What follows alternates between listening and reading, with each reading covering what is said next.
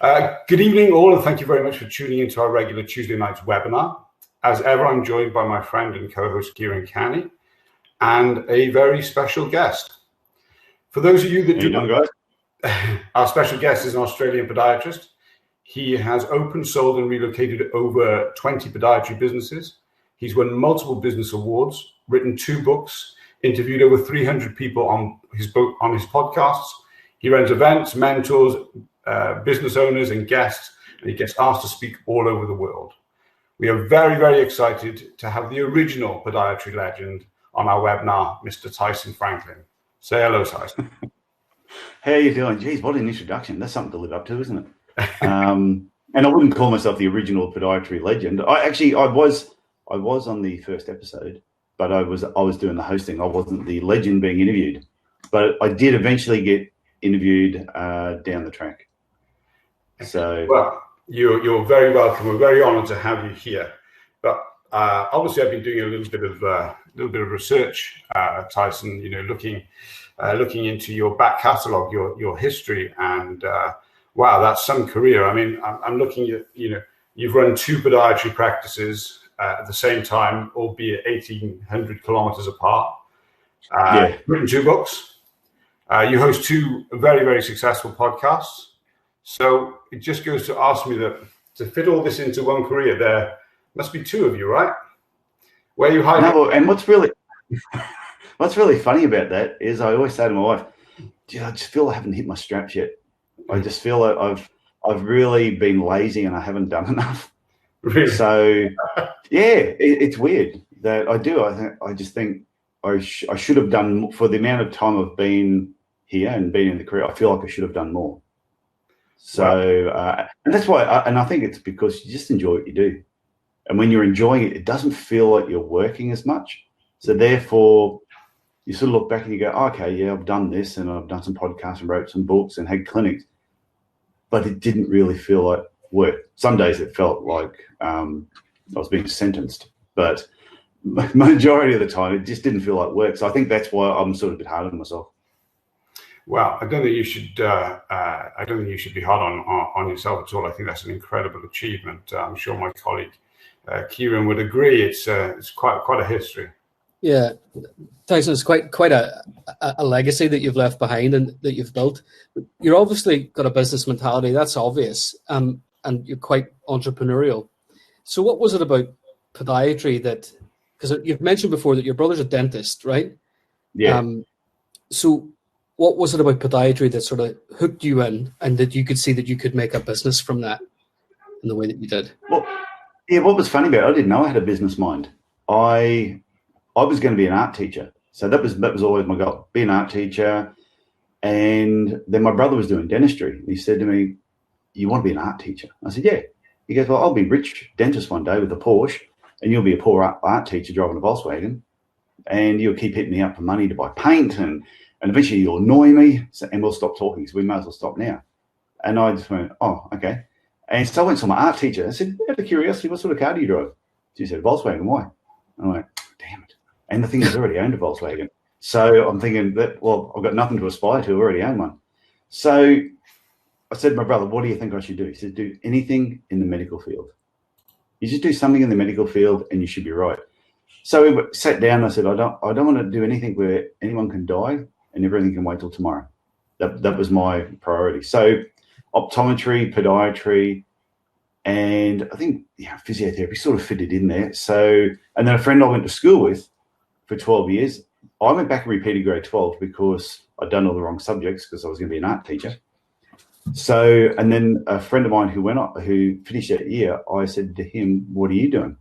And he said, "Oh, I'm going to be doing podiatry." And I went, "What's that?" He goes, "Feet." And I go, "Well, I'll be buggered. There's a course on feet." So, and he actually said, "You'd be really good at this because there's this argument, is podiatry a science or is podiatry an art?" And because we made orthotics, and he said, "I think you would be really good because you can see things in 3 dimensions. You can actually make things."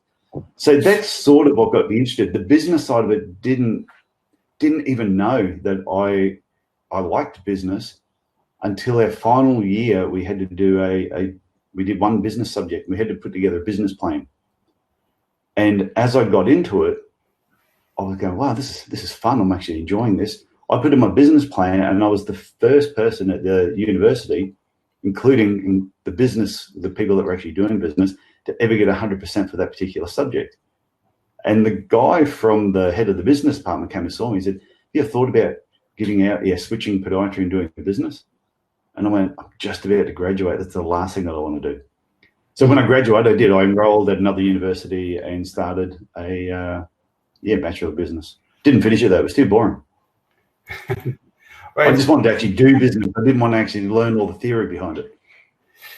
I think that, you obviously, that's where the natural gift for business. Some things just can't be taught. I mean, obviously the basics we've got to learn, but to have that business mentality is the most important thing. Seeing opportunities. It kind of brings me on to a question that I wanted to ask you. That you've owned and run podiatry clinics now, back 20 years or longer than that, Tyson? Oh, it was about 30 years, yeah. About 30 years. So 30 I'm an old man. 30 years ago, 30 years ago, obviously things were different to how they are today. So, in today's modern world, when you're mentoring your business owners, what would you say the biggest challenges facing podiatrists today, compared to 30 years ago? Oh, there's far more competition. Yeah. So when I graduated, I think there was 9 or 13 of us that actually graduated in my year, and there were like 90 jobs being offered. So there were few. You really could choose where you wanted to work, what you wanted to do. Now there's so many students that come out every year in Australia, and there's still a lot of work available, but there's a lot more competition. If you want to set up your own business, there's a lot more comp. Going back though, even though there was less competition, so therefore you didn't really have to do anything special to have a pretty good podiatry business. Set it up, put up a sign, sit back, and just wait for patients to come in. And you can talk to a couple of people. That's all you really need to do. Now, because there's so many podiatrists out there, the public can't tell us apart. So you really have to try and, what is it that's different about you? What makes you different to the podiatrist down the road? And can you relay that message to the patients that you really want to see in your business? And I think there's so many beige podiatrists out there that they're all doing the same thing. You go to the websites and they've all got the same foot pictures. They've got the same people on the front. There's a few photos that we jokingly, I've got some friends that develop websites, and some of the photos that people use, we call them same guy and same girl, because it's the same people that turn up at all these. So I'll be looking at a website and I go, oh, there's same guy again. And we crack up laughing. So I think there's a lot of competition now, but there's even more opportunity to set yourself apart by being just a little bit different. I got to agree. And Kira and I were just laughing there when you were saying about same guy and same girl. But this guy and girl, they must have terrible foot problems, because they got to visit all these podiatrists, and these poor people barely walk. So it's they're just. But the thing is, when I've done some of my marketing workshops, and I encourage people, stop using stock photos. Buy yourself a good camera. Take the majority of the photos you put on your website. You get a good camera, you can take some really good photos. But I won't go into too much detail about that. That's great. I'll keep going. I'm going to pass you over to Kieran now, because I know that he wanted to ask you a question. Bear with me. Yeah, Tyson, you've always embraced technology and sort of tried to develop your clinics in podiatry, I think, in a forward-thinking way.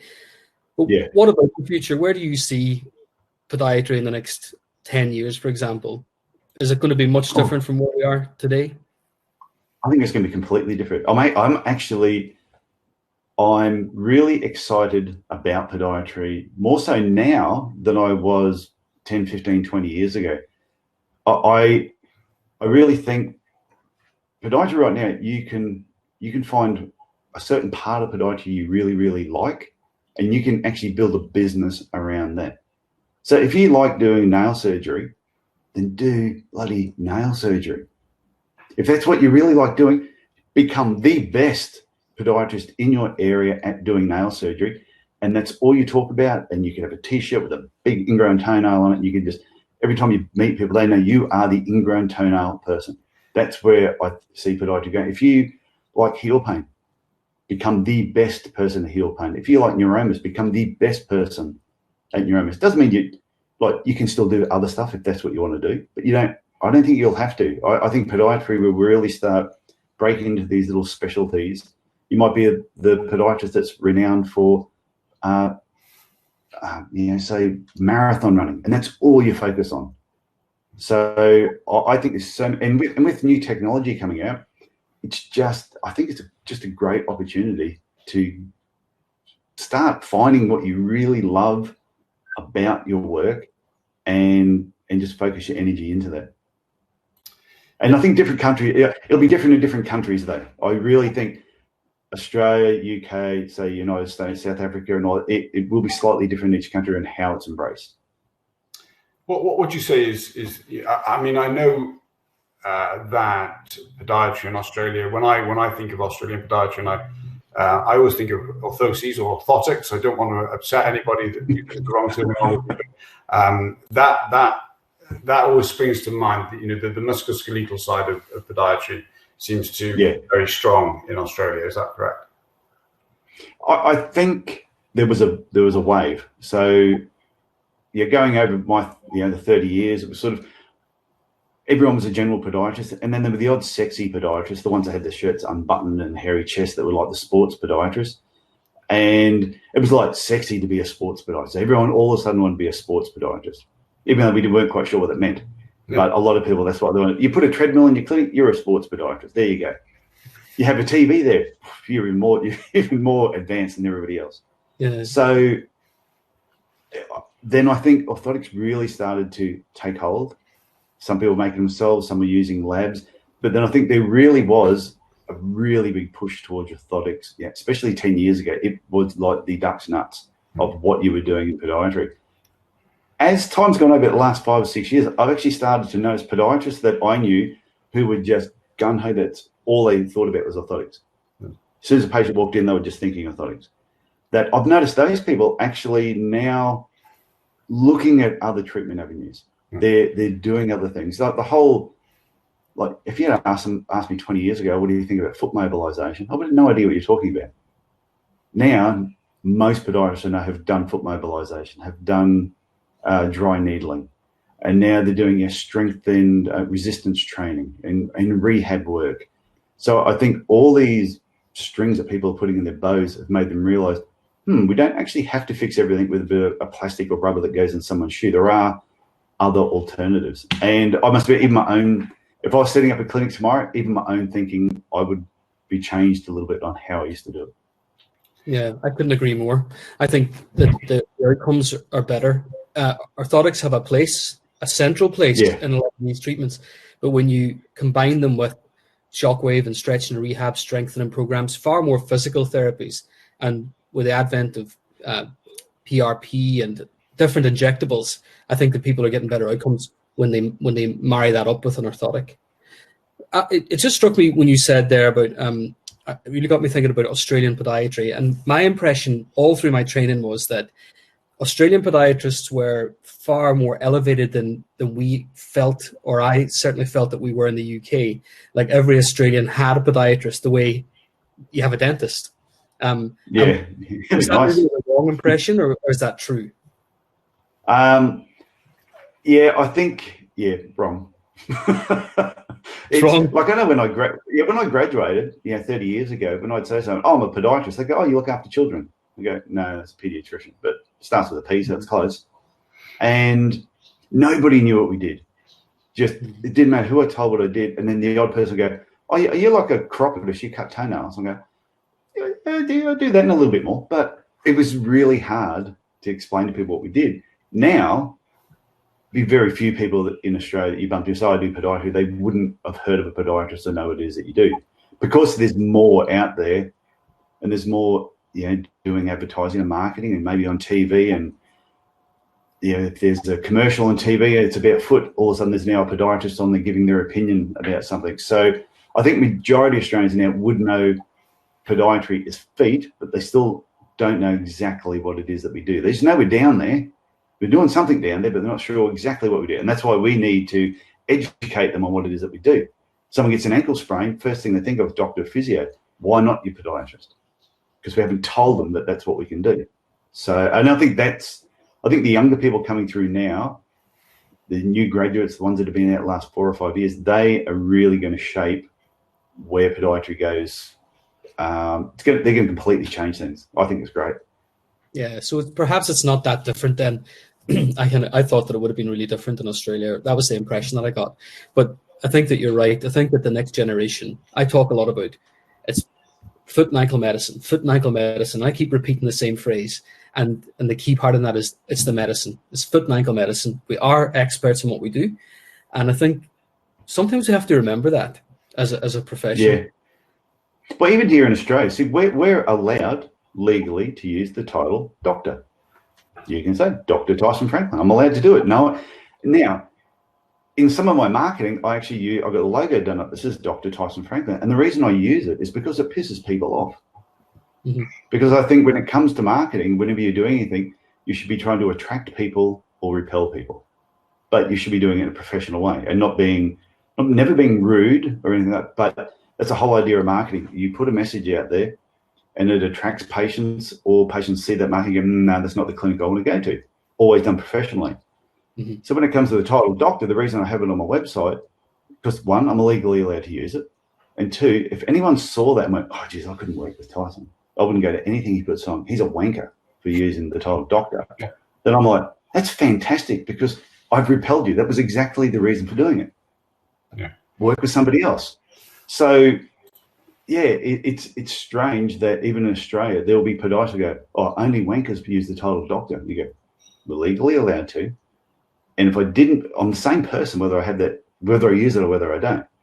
But yeah. I still honestly believe you should have a PhD to use it. That's just my personal opinion.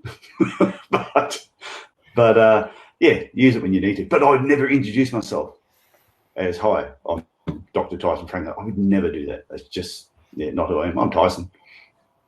Yeah, in fairness, I did use your title doctor on advertising for this, and you asked me to take it off. Because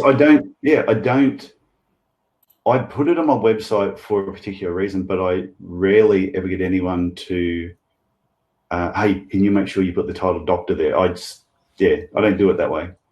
But I mean, on your for things like your professional marketing, I mean, I work alongside chiropractors, and they don't introduce themselves as doctor, but they do have on our marketing that they're doctor of chiropractic. So you understand that it's medical, that it's not holistic, it's medical, and I don't see why we couldn't do the same. Why not be doctors of podiatric medicine? I wouldn't go around presenting myself as Dr. Damien Murray, but I'm a doctor of podiatric medicine. It tells the public that you're not into holistic or just nail cutting, that you are actually the medical side of foot care. Yeah, but even here in Australia, dentists have used the title doctor for as long as I can remember. Mm. So, and nobody's ever gone, oh, geez, I'm not going to go and see that dentist because they use the title doctor. It's sort of like a respect level that you've got a certain amount of education. That's all, to me, what it really shows. Now, they can look after, like if I had a PhD, I'd have it tattooed probably on my neck. Look, I've got a PhD. Yeah, because anyone gets a PhD, I'm super impressed with, because I know how much work they put into getting it. And yeah, but to me, it's just a title. You use it where you feel like you want to use it. You can use it in your marketing. It does give you credibility with the public. Yeah. And the thing is, when you're building your practice up, who are you trying to impress? The public and attract them? Or do you really care what other podiatrists say and think about you when they're not even in your area? They're not the ones paying your mortgage. Mm-hmm. Mm. Yeah, absolutely. Yeah, I totally agree. Obviously, very inspiring, and you're not practicing anymore. You've sold your practices. So you've moved on now to helping other people build their own practices. I know that you spend your time mentoring not only podiatrists but other business owners. So, what would you say is your one piece of advice? I can't give your whole mentoring away, we don't have time for that. But what would you say is your one piece of advice for any podiatrist that may be watching this that's is struggling to make a success of their career, Tyson? There's like this myth that to get really proficient at something, everyone would have heard you've got to spend 10,000 hours practicing something before you get proficient. Mm-hmm. So it's like playing the guitar. Well, I play the guitar. Now they reckon if you want to become an expert at something, you've got to spend 10,000 hours. That is only partially true. You spend 10,000 hours if you want to reinvent the wheel, not ask anybody, do it really hard. It'll take 10,000 hours. You find the right mentor or right teacher, and they can turn 10,000 hours down into 1,000 hours. Everything myself, refused to ask for help. Then down the track, I went to a weekend marketing workshop. I saw that. I sat in there for 2 days.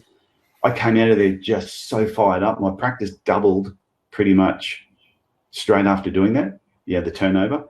And then I got myself a business coach. And as soon as I did that, everything just started getting better. And I've had probably 3-4 different business coaches over the years. Sometimes you outgrow people. You might have someone that you start with. You might be part of a coaching group. If you outgrow them, move on. Some people love group coaching. Some people like one-on-one coaching. You've got to find what works best for you. And if you're not getting what you want out of it, then change. You're not married to the person.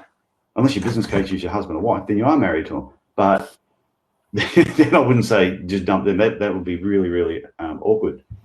But I still have a mindset coach, a lady that I've been working with. We talk every 2 weeks, and I've been doing this for the last 5 years. Mm-hmm. And she helps me. She keeps me accountable when I say I'm going to do things, and she helps me get my head screwed on, which is very loose sometimes. So it needs screwing back on. So would you say that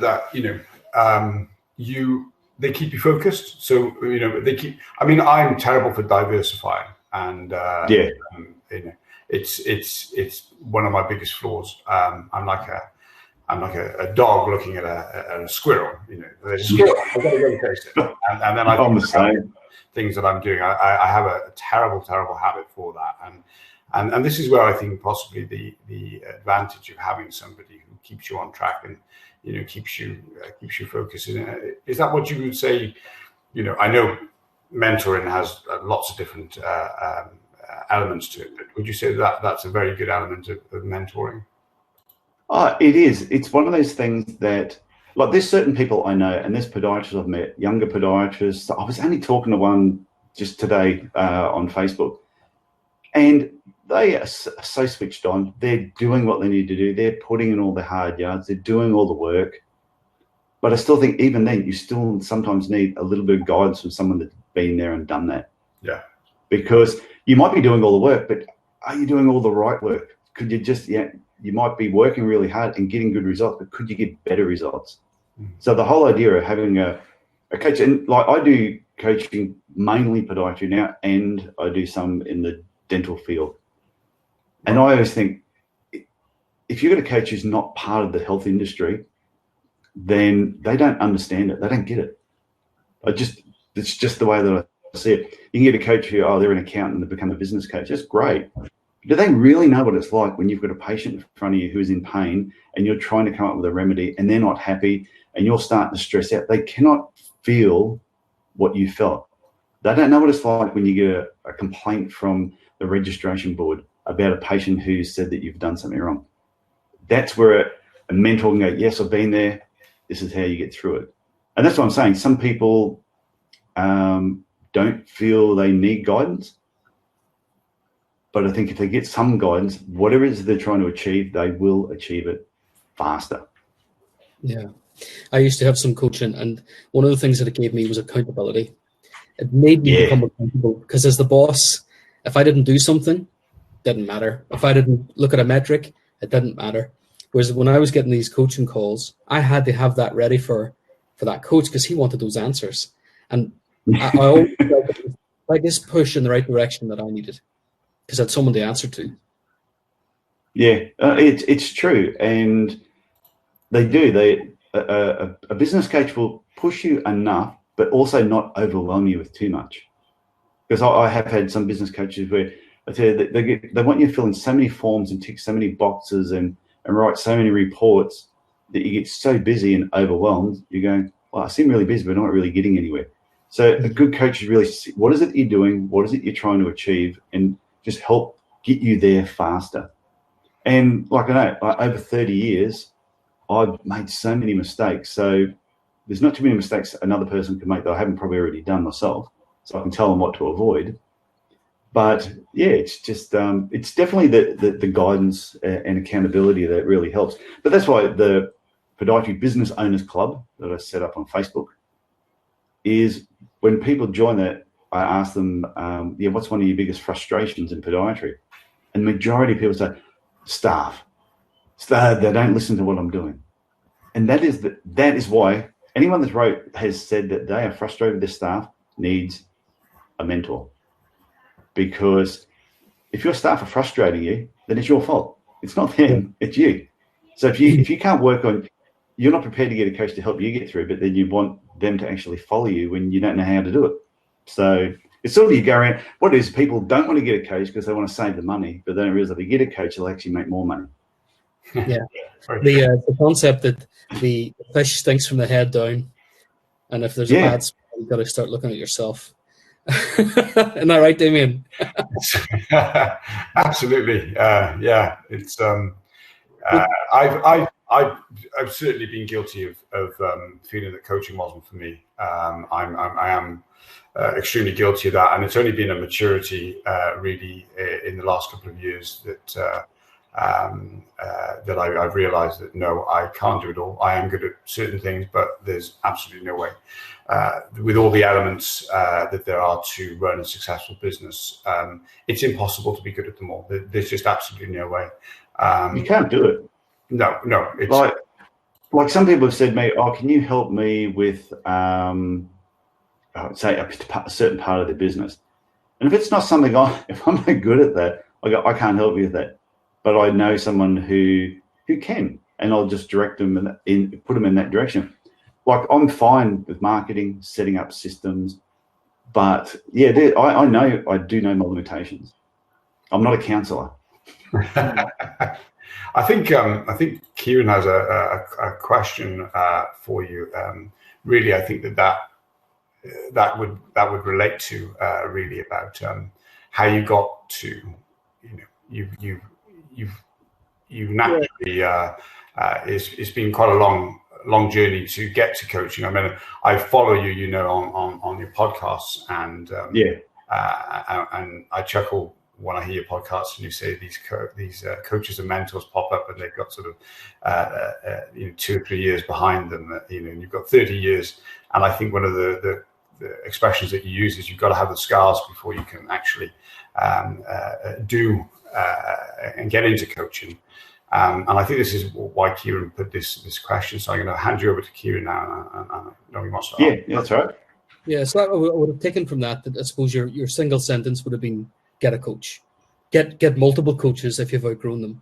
But you've been through quite a journey, so you've been doing this for a long time. If you had to do it again, do you have a regret? I'm sure, well, maybe you don't have any regrets, but do you have any regrets? And is there anything that you would do differently if you had another opportunity? How would you avoid the battle scars, Tyson? I'm scarred enough as it is, so I don't want any more. How are you going to stop me getting even more scarred? If I could get back and do my time again, I wouldn't have been, and this will sound a bit contradictory, I wouldn't have been so eager to go start working for myself. I was just so hell-bent on I wanted to work for me so I could set up the clinic the way that I wanted. And I really wish I had stepped back a little bit. If I was talking to the younger me now, I'd say, hey, just slow down, work for 2 or 3 years for somebody else. Just hang off a little bit, find a job that you think will actually fulfill your needs, and go and work there for a couple of years and just learn. And then take a holiday. Get your 2 or 3, 4 week holiday and go away somewhere and just relax and enjoy what you've done over the last 12 months and the rewards for it. And then come back, do another year, learn some more, go along to some courses, increase your skills, go and take another holiday, and then work out, do you still want to work for yourself? Now, I would have already, eager to go. But that was one thing. I think I went too fast, too early, and had a huge chip on my shoulder and a big ego. You mean when you watch the movie Top Gun, and the guy says to Maverick, your ass is cashing. Oh, you're cashing checks. Your ass. Oh, I can't remember the exact saying, but he's trying to do stuff. He's writing checks that his ass can't cash or something like that. Or something like that. It's I know what you mean. So that was sort of, I think, what I was like. I came out and I was so gung ho and I was eager, and things came easy to me. Like I can read stuff and remember it. I can see pictures and I just remember diagrams and stuff. So certain things came really easy, and I didn't ask for help. But fortunately for me, when I did graduate, set up my own business, there was a podiatrist who'd been there about 7 years before me. And he didn't live too far away from where I was on the Gold Coast. And we bumped into each other, and we had a couple of drinks, and we sort of just got on really well. And he became my first mentor. And he was like, it was a unpaid mentor, but I would, when he went away, I'd go and work in his clinic for him and look after things until he got back. So I did have a mentor right from the start. I didn't realize it was a mentor back then. He was just a friend who gave me some advice. So going way back, I would just go, sometimes you've got to slow down, speed up. It's just like changing gears. You can just go at 1,000,000 miles an hour and think that's the best way to get from A to B is to go really hard, really fast, and almost kill yourself. I used to burn the candles, not just at both ends, but pretty much in the middle as well. And I do recall, sometimes sitting there on my clinic floor, just with my head just going, what am I doing here? I'd get myself into a financial hole and go, what the hell have I done? And there were some nights I was just in so much pain, but I refused to tell anybody I was in pain. I kept it all to myself, bottled it all in. And that was when, and so that's the other thing I'd tell people, just if you're hurting, you need to tell someone that you're hurting. There's no point keeping it all to yourself because it just doesn't work. So slow down to speed up. That's the tip. Yeah, you wouldn't believe how relatable that is. Yeah. I'm flipping between the cameras between Kieran and I because I can see all three of us. Kieran and I are just nodding like dogs behind. I'll share something on here that I have never said on a podcast or anywhere else. But there was one particular night I was sitting there and I had a scalpel in one hand and I had a bottle of rum in the other. And I said, when I finish this rum, that's it. I'm ending this. It's all over. Oh. And I must have passed out from the rum. So I wake up the next morning, massive headache. And there was a scalpel sitting next to me on the floor. And I just went, holy shit, what was I even thinking? Has things got that bad that I was even just contemplating, or even just having that stupid thought in my head? So I haven't shared that with anyone on anything before. But I just think it's important for people to realize that they might see that, oh, yes, you've worked for 30 years, you've had all these clinics, you've written 2 books, you've got these podcasts, and everything has just run so smoothly. I've had some really, really shit times over 30 years as well. So not if you think it's all going to be plain sailing, it's not. It's not. It's just not how life is. No. It's that iceberg analogy, isn't it? Sorry. No, I'm so grateful for you for being so frank and honest, because I think that's sometimes what's lacking. I think lots of people watching this webinar will have felt that way and maybe sat on their own clinic floor or their own living room floor and really felt, oh my God, what is this monster that I've created? I can relate because my business grew very fast, extremely fast. But it was because I dedicated 110% of my life at the detriment of family and friends to it. And it was only sort of 5 or 6 years later, you kind of stop and think, what's going on? What's the point? Yeah. So I can really relate to what you're saying. I think what's funny, I had my first holiday, my first time. I'd never ever had more than 3 weeks holiday in my whole career. And I did that the first time in 2012. It was only, 2020? It was only 8 years ago that I took my first 3-week holiday. And when I took that, I went, God, that was good. I should do that more often. I've never stopped taking holidays since then. But I realized my clinic didn't burn down when I wasn't there for 3 weeks. And that's made me realize, take more time off. Yeah. Let your team run things. Give them a bit of space. And that's when life started getting a lot more relaxing. And that's how I found time to write a book. Yeah. Yeah, but I think you could only achieve that. I think that's the journey that I've been on the last couple of years, and I do relate. And I'd also like to touch upon the fact that it's nice to hear people being honest and sharing their concerns. I think we've all been there, and I think we try and put a veneer on what we do and who we are. And it's when you really speak to people that are friends and confidants.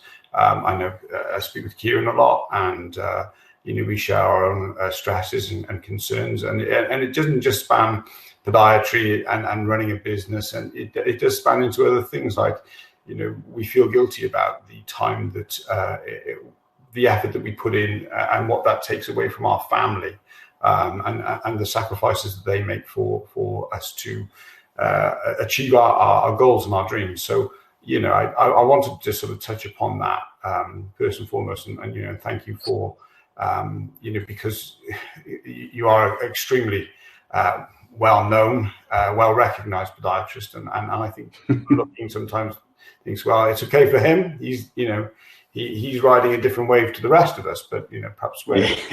So. I did a talk for the government many years ago. It was 2005, I think it was, after we won the Telstra Award, which was like a big business award in Australia. And my business won that award. And I remember the government said, can you come down and do a talk to this group of health professionals in Warwick? I went, yeah, okay. So I went and did the talk there. And I'm going through all this stuff. And this girl, I could just tell she had that look on her face. She had that roll on her eyes, and every time I was saying something. And I stopped and said, what is your problem? And she went, well, this is all fine for you to tell us this, but it's fine for someone that was born with a silver spoon in their mouth. But for the rest of us who weren't, it's going to be a lot harder to actually build our businesses. And I went, wow, that's what you really think. They were born with a silver spoon in my mouth. And I think that's what I meant about, when people go through pain and all that, all people ever see is the successes. They don't see all the stuff that went on behind the scenes. And what was lucky, that day I was doing that talk, one of the guys that was in the room used to work for me when I first sort of started out. And I said to him, mate, Jason, do you remember the day my car was getting repossessed when I was with my patients? And he goes, oh, that was funny. That was really, really funny. So you ran out there, dove on the bonnet of your car, because they couldn't drive off with you hanging on the bonnet. And I said, so I rang the police and said they were trying to steal my car. So the police turned up. And they were saying, no, we've got paperwork here. I said, that's fake. They're trying to steal it. And the police said, okay, leave his car here until we sort this out. So then I went and hid my car. But, and he's laughing himself. He goes, oh, I remember that day. And when that lady all of a sudden realized that, no, I wasn't born with a silver spoon in my mouth. I went to probably one of the worst schools in Brisbane. I remember we used to have study groups, and we'd rotate around to people's houses. And when we went to go to this one girl's house, she said, oh, Tyson, about tonight. I said, I was being cancer. She went, oh, no, not that. It's just my mum doesn't want me to have anyone that came from your area in our house in case you steal something. And I'm like, okay, yeah, not a problem. That's nice. So I went through 4 years of uni copping shit off of people because I didn't go to a private school. I went to, like the Bronx of Brisbane. And that probably motivated me and pushed me probably harder than I needed to be pushed. Yeah, because I was trying to prove something to other people. Absolutely, and I think again it's a maturity that you've got to stop thinking about how you're perceived and just get on and do it. But I want to just bring the conversation back around to marketing. So look, the reason that Kira and I wanted you on our webinar is because we're both self-confessed marketing idiots. I think we both spent money the wrong way, a lot of money in some instances, and there's certainly the idea of these webinars is for our subscribers to take a lot from it, and Kira and I didn't feel comfortable about talking about something that we weren't particularly skilled in. Now we know that you are, particularly skilled in. I mean, you are living proof that marketing works. I mean, when you're the celebrity podiatrist. You're known around the world. So if there's one thing you're very good at is marketing. So, what I wanted to ask you is that, marketing is an area where we all think that we can do it. We don't need any help, and or we don't need to do it. That our patients are our own marketing. So, what would you say to any podiatrist out there who thinks that raising their profile through marketing isn't necessary? So, for those that don't think it's necessary, and why it should be necessary. Yeah, I know there's a lot of podiatrists that sometimes will think, oh, I don't need to market. My reputation will be good enough. I've got 3 degrees. I've got my master's, and it just doesn't cut it anymore. If I look at it this way, if you're really good at what you do and you don't tell the public that you're good at it, how are they going to know? So you're actually doing an injustice to the people that you should be helping by not actually marketing. So anyone that says they do not need to be marketing themselves or trying to raise their profile is crazy. They're just, I think they missed the point of what marketing is really all about. It's really, marketing isn't, you're not trying to sell something to people, you're trying to professionally help people by giving them, by answering questions that are going on in their head. So there's somebody sitting at home and they're going, oh, wow, I wish I could start exercising again, but I can't because my feet hurt. I wish there was a solution. Why do my feet hurt when I get out of bed in the morning? There's people that are searching for that. Now, if everybody just sat back and went, we're not going to put anything online, nothing on social media, we're not going to put anything in the paper, this person is going to go and see their GP. And the GP will go, oh, it's because you're getting old. That's why you got sore feet. Or it's probably arthritis. Yeah, because they use their X-ray vision and they can just tell that the person's got arthritis in their foot. So they're given bad advice. So then they go home and they put on weight. And then when they put on weight, their feet get even worse. And they put on more weight, they get depressed. And then they die. And they're dying 10, 15 years younger than what they should because of inactivity. So the person who says they don't want to market themselves because they don't need to, I look at, no, what you're doing, you're being selfish. You need to tell people that you can help them, get them active, help them with their mental state, their physical state. So we actually give people their lives back. That's pretty much what we do. And I think when everybody understands that's what we keep people mobile, we get them active, we keep them healthy, and we make them live longer. They get to see their grandkids. Their grandkids get to see the grandparents. So I think when you take the eyes just off of, oh, this is me and I've got my 3 degrees and people should just come and see me because it's me, and you realize, no, I'm here for the greater good. I'm here to actually help people. And you know what? If I make money along the way, that's not a bad thing. Because some people think money is evil. Money's not evil. Evil people are evil. Money is just a byproduct of doing good work. Yeah. And if you don't like the money, you 2 things: give it to charity, or I'll give you my bank account details and you just deposit in my bank account. I love money. So I don't have a problem. Kieran loves money. I'm sure Damien loves money. So you can split it between the 3 of us. Absolutely. We will take it. We'll gladly take as much off your hands that you don't want if it makes you feel bad that you're making it and helping people. So there. Absolutely. I mean, I've never been shy, and for those of people that know me, that I've never been shy of the commercial side of success. Money isn't a driver. Success is a driver, certainly. Money is just a passport. But it's absolutely agree with you on that. It's the marketing is certainly something that we struggle with, and I know that it's something that when I've chatted with Kieran before, he very much touched upon something that you touched upon, which was the fact that we're enabling people to do something that they're not, or they don't think that they're able to do. We're not just treating the problem; we're actually, fixing an issue for them. So that was something that Kieran made me aware of, and something that I hadn't thought of at the time. There's always another level to, even the patient sometimes doesn't realize. They think that it's a corn or an ingrown toenail or a painful heel, and what we see is, no, you're not walking your dog, or you're not going for that walk with your friends. You're not meeting up for drinks because you can't wear those shoes. You're making choices in your life that are linked to this thing. But sometimes patients need help to just take the layers off and say, you see, it's not a small problem. This is resulting in bigger problems throughout your life, and we can help you manage all of that. And I think that's where the real value comes into it. And then and that's where communication helps.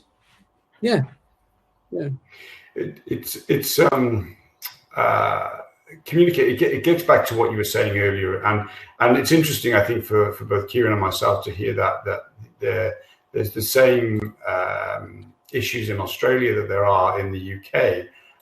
Definitely. With regards to public perception of what we do and what we don't do. I mean, I'm quite surprised. I think Kieran might be the same.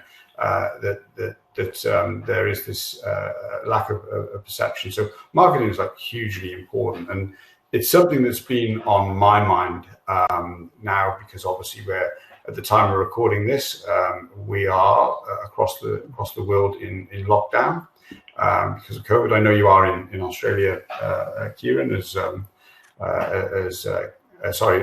as Kieran and I are in the UK. Australia, we've been a little bit lucky here in Australia, where podiatrists have still been allowed to work if patients actually wanted to come in.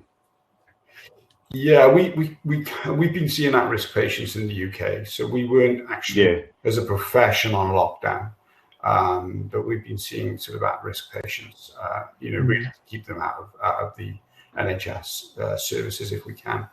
But it's a good time. It's a good time when we're in lockdown to sort of address things like CPD and learn. If we can't work, then we should spend that time educating ourselves, reading, learning, absorbing material, and I think that was one of the reasons why. So Damien and I are booked onto your Success Leaves Clues webinar course in May and June, right, Damien? And I think that's why the lockdown, it kind of was an indication to me of, well, so better yourself. If you can't go to work, start spending some time and become a better podiatrist and a better clinic owner. So I know that the course is going to be quite a lot of fun. Is there anything we can learn on the course that we can sort of implement immediately? Can you give us any sort of idea of what people can expect? Oh, yes. There's the whole idea. I always think there's no point going to a workshop or doing a course that you don't walk away and you bang straight away you can apply something in your business. That's the whole idea. Is I hate going to things where people give you all these theories and then you walk out and you go, oh, okay, now how do I apply it? It doesn't make any sense. So one of the first things I get people doing is understanding sort of where they are. So I always open up my workshops going through like a journey from where someone is as a student going through to, say, having a thriving podiatry business, and understanding where they are on that particular journey. And most people think that they can just have a thriving, really successful podiatry business and be grumpy, and it just doesn't work. You got to get to that, from being a business owner, become happy before you'll have a successful business. And it's one of the first things you talk about, is trying to find the parts in your business that actually make you happy, and then identify how much time are you spending in those areas that make you happy and how much time you're spending in areas that don't make you happy. And when you can identify that, you can go, these are the changes I can make straight away. And then the other part we talk about is, and some of this is on my website, I've actually wrote a blog article called the Red Queen Hypothesis. I don't know if you've heard of it at all. And it's all about the theory of nature. And if give you an example, when turtles hatch, there's thousands of them on the beach. Only 1 in 1,000 turtles make it to adulthood. Only 1 in 1,000. And that's why in nature, with its trees, fish, the prolific numbers are just produced because they know they're not going to survive. problem with our marketing is it's not a lack of ideas. We have too many ideas. We have too many options. Yeah, are you gonna market on Instagram, Facebook, LinkedIn? Are you gonna put something on Twitter? I know some people, TikTok has become something that people are using. Yeah. Websites, blogs, guest blogging. Are you going to be on podcasts, guest podcasting, guest writing, doing media releases? I mean, there's so much choice that we get bogged down in all that choice, and we think, oh, I'm not creative, I don't have any ideas. No, you actually probably do, but there's so much going on, you go, I don't know where to start. So, it's easier. I'll just put my pen down and walk away and I won't do anything. So what I try and teach people to do is cut the ideas out of the way. Who is your ideal patient is the main thing. Where does your ideal patient hang out, and how do you communicate best with them? When you can work that out, then it sort of goes, the ideas will flow easier because you're not sort of your brain's not sort of all messed up. Does that make sense? Absolutely. Yeah, that makes a lot of sense. I mean, I think just listening to you there, the not knowing where to start bit, that just resonated with me. Straight between my ears. I'm really excited to be coming on the course next week. But that resonated with me because I use Facebook a lot. Sorry, is this beeping as we speak? Yeah. Sorry. So I kind of get Facebook, but I'm a million miles away from everything else. And I've not actually found Facebook to be, because I don't know what I'm doing, that's successful for my particular practices. But then when you look at all the other areas of marketing, that's when I throw my pen down and walk away, because I totally understand that. If it's not on Facebook, then I can't do it. Yeah, absolutely. It's something that we, I'm really looking forward to, because it's definitely an area of my business that is hugely lacking. I got it wrong so many times that I know that we're going to learn a lot by coming on the course. Now, I wanted to speak a little bit about your course, if that's okay. Yeah, that's right. We're coming up to the hour now, and although I would like to have this conversation and keep this conversation going, I'm aware. That's been fun. Well, I'm aware of your time, so I just wanted to sort of touch a little bit about now. Speaking to our viewers, our subscribers, those that have been on our webinar before, that we always send out an email after the webinar, and it has all the links to everything that we talk about and we mention on here. Obviously, it's going to go back to Tyson's website and the things that he does. So you need to sort of check out Tyson's website. The email that will follow this interview will have all the links to Tyson's website, his back catalogue of podcasts, which I found inspiring, because he's interviewed, I think, over 300 people now between his two podcasts.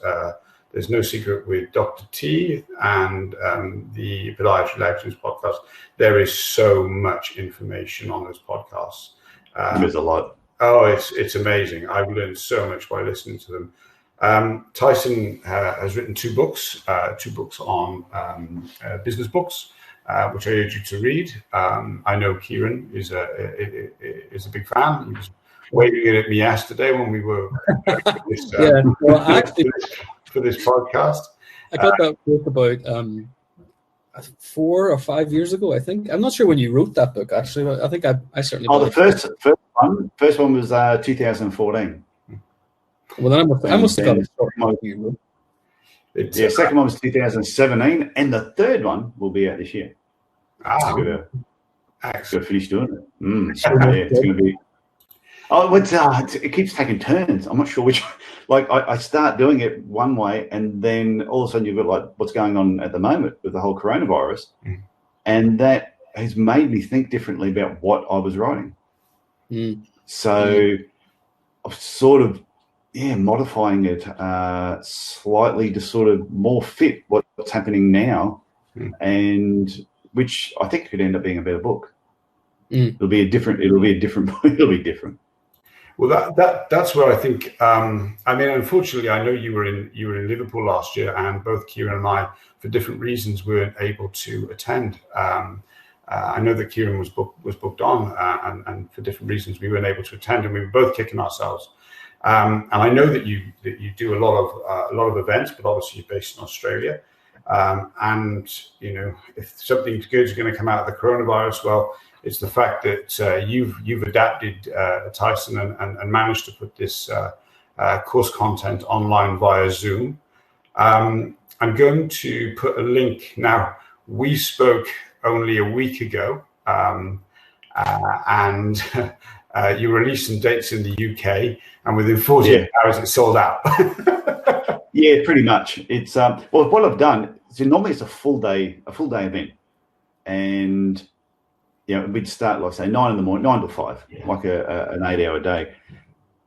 And I thought, I can't picture anybody wanting to sit in front of the computer for a whole day, actually doing that. So, and I'm sure people would have, but I decided to split it into 2 parts: part 1, part 2.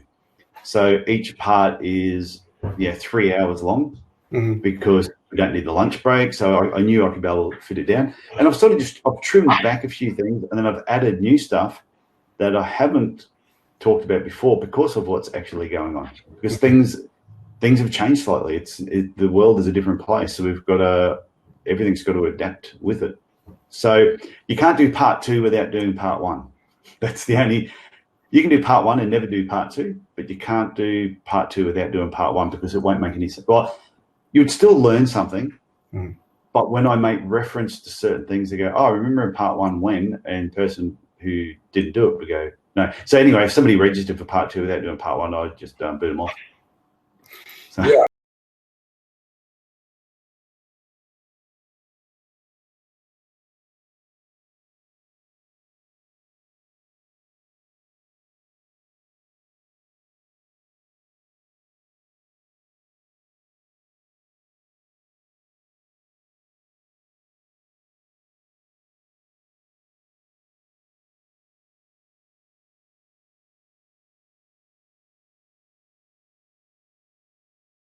I just wanted to let our subscribers know that you are going to release extra dates. I am going to put more dates on that will be UK friendly.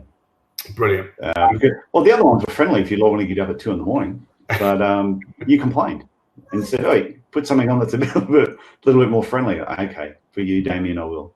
Oh, wow. Thank you very much for listening. So, can I tell you what's funny is as soon as I put those dates on, because I'm only doing small groups, I only want about 6 people per group. So there's interaction with people that are on the call, not having 20 people on there, and it's just too hard to manage. So I wanted to keep it small numbers. But as soon as I put the dates on, 3 of the spots were taken by Australians. So the time that I put it on, they've got access to you all the time. Reserve it. Do it in sterling only, and then you'll. And I have to say they're very reasonably priced. So thank you for that as well. You're thinking of our pocket during this time that we're all on. Well, the way that I looked at it, I've never charged a huge amount for my workshops anyway. Even when I did a full day one that was live and I provided morning tea, an awesome lunch, awesome afternoon tea, it was like $300 for the day, or $350 for the day. And I looked at this, well, I'm not providing lunch. When I break it into parts, it's I think it's $99 per workshop, and I think it's about £50 or something like that. UK money goes to £55. So the $99 is £55 here. Doing these things online, they'll be going, "Oh, I'm just going to wait until this all passes, until I can do it live." But I don't know if I'll do them live again. I think these online ones are going to go really well, and that will lead to. See, down the track, what I wanted to do was like a 3-day retreat, like in Bali. That was the plan. So you do the workshop, because everything I'm doing in the workshops are something that I know we could spend so much more time on these certain areas. And everyone I've mentioned it to went, "Yeah, I'll go to Bali with you for 3 or 4 days." So, yeah. So that might be a while away before we can ever do that. I'm going to have to go on a diet if I'm going to Bali. So you'll have to give me at least 6 months. So yeah, I'll need to do the same. Well, I would personally like to thank you very, very much for joining us as our first special guest. I couldn't think of having a better first guest on our webinar. It's been the hour has just flown by, and we could keep on talking. It did go fast, and hopefully we can talk again in the near future. Yeah, that'd be great. So I will forward all the links. Thank you very much for everybody for tuning in. And as ever, I'll forward all the links, and you can find all the links on our Facebook page, which is We Treat Feet. I also would suggest that you take a look at Tyson's Facebook group called the Podiatry Business Owners Club. And as I said, take a look on his website. There's lots and lots of information on there. His books are available, I believe, his courses. And if you were interested in mentoring, I'm sure that you can contact him through the contacts page there. That'd be great. So from Kieran and myself, we'd like to say thank you. Over to you, Kieran. Thanks very much. And thanks, Tyson. Thanks for giving up your time. No, this has been great. I've as you can tell, I don't mind talking, which is probably why I like podcasting so much. But there's also a special guest coming up on the podcast in the first week of June too. The Welsh guy. A Welsh guy. There's a famous Welsh guy. Yes. It's so everyone has to keep an ear out for that one. Have you managed to download the Welsh flag now? You can't put an English flag next to my name, Tyson. No, I wouldn't do that. I've only made that mistake once. Yes, I know. I would never do that again. Exactly. The Welsh flag's got like a dragon or something on it, hasn't it? It's the best flag in the world. Okay. Yeah. When you reach those accolades and milestones of downloads, the Welsh flag will be on there. Oh, no, now you're putting pressure on me. I can't be treading on Jonathan Small's toes. We all know that. So what is that? A high tide floats all boats. So a rising tide. So Jonathan will. If you can beat Jonathan, it will push him to not be beaten. Well, we'll wait and see. I've